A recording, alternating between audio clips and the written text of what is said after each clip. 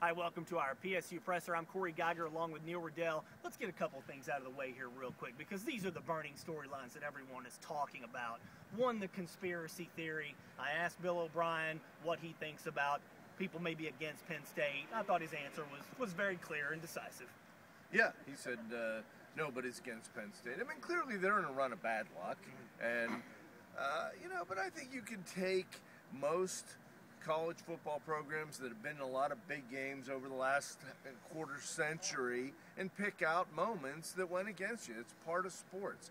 The fact that Penn State has gone into the Big Ten, I think it's been a lukewarm marriage and coexistence. And, there have been some strange instances, including this year, bad calls, more than a conspiracy theory. And I was glad to see him put that to rest. Yeah, I mean, I don't buy into conspiracy theories at all. Bad luck is a way to put it. But you know as well as I do, having covered this program for more than 3 decades, there are a lot of Penn State fans that don't really feel like they've ever gotten a fair shake in the Big Ten. Well, that might be because they were the big kid on the block in the East, and they probably got more calls then than everybody else. I mean, the Nebraska call in '82 was way worse than anything that has happened to Penn State since joining the Big Ten.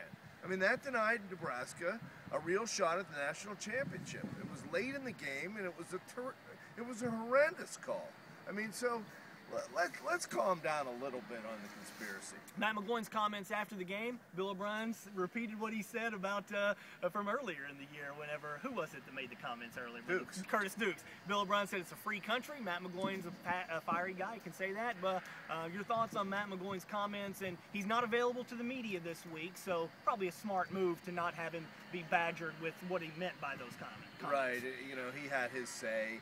I've listened to a lot of comments about his comments this week. I never think it's a good idea as a senior leader to do more than question the call. I mean, he did more than question the call. He raised a bigger picture of they're never going to get that call. Not just that it was just a bad call and they wish it was overturned.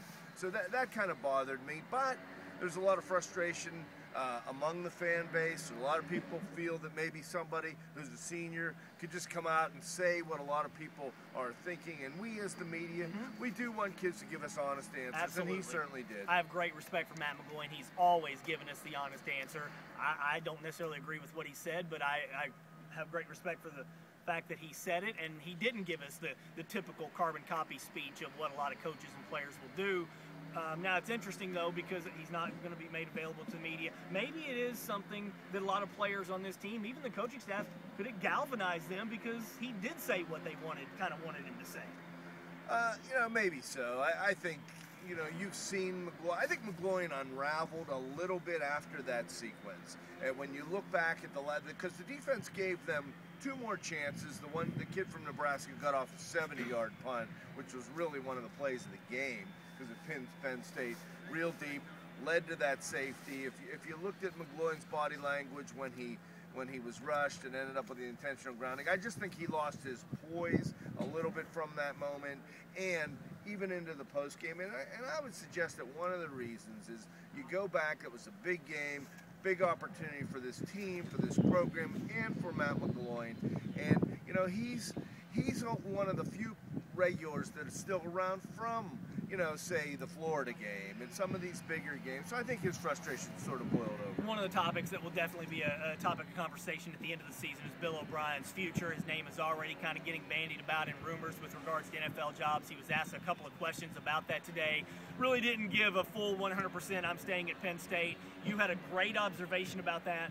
I don't think he's going to the NFL after this year. Could he after a few years maybe? But your observation about what he said today I thought was really interesting.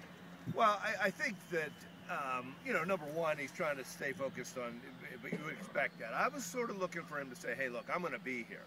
But, to come right out and make a headline, O'Brien not interested in the NFL, when, his name is being bandied about, it's not like he has any kind of definitive offer. It would be kind of presumptuous, I think, on his part. And I think that's maybe one of the reasons. But, coaches, particularly coaches that have moved around. We're not used to that here, and I'm not saying that that's a bad thing, but a lot of coaches have positioned themselves over the years to different coordinator spots, head coaches, and to get a job like this. So they're good at being able to, sort of understand the process without alienating either side. We'll touch on this more later. I just think it would be absolutely devastating to the Penn State football program if he leaves before August. The kids on this team can all transfer before August. If Bill O'Brien were to leave, you would have to figure the staff would leave. I would question why any player on this team would want to stay going through this whole thing again. But it would be as devastating as the past year. Yeah, no doubt about it. I mean, you could lose 20, 30 players who might decide to leave. We'll talk about that later. That's not a story that's going away. It was 25 minutes into the press conference before Bill O'Brien was asked about Indiana. We're 5 minutes into this before we talk about Indiana. They were absolutely destroyed by Wisconsin. I can't imagine that team's going to have a lot of fighting spirit coming into this game. What's your score prediction? I picked it 40-17 Penn State. I think had Penn State beaten Nebraska, maybe there would be more of an opportunity for a letdown. It is a noon game. O'Brien's been beating the drums for the students to stay behind the players, and obviously everyone should. I mean, these players did stick with Penn State, but the reality is, you're a student and you don't get many chances to go home, and you have a chance to go home for a couple weeks, still watch it on TV. I don't know that the atmosphere is going to be that great, but I think there's a lot of frustration that Penn State will be able to unleash. I'll go 37-20 Penn State. A lot of points scored by Penn State. I know we're relatively close. 37-20. You're right on the number. I think the number went to 17. Oh, did it go to, last I saw it was 14. Well, I think it went up to 17, so you're sort of on the fence. Don't get hurt. I'm going to go, I'll go 37-20. Indiana did not look good. I don't know what they've got to play for. Penn State's going to have a lot to play for, and I think they're going to have something to play for in terms of bouncing back from a pride and 8-4 type of finish, which is still out there. Kyle Carter is out for the year. Did not mention that yet. He's got the hand injury. No details from Bill O'Brien. But again, I think Penn State takes it to Indiana pretty good.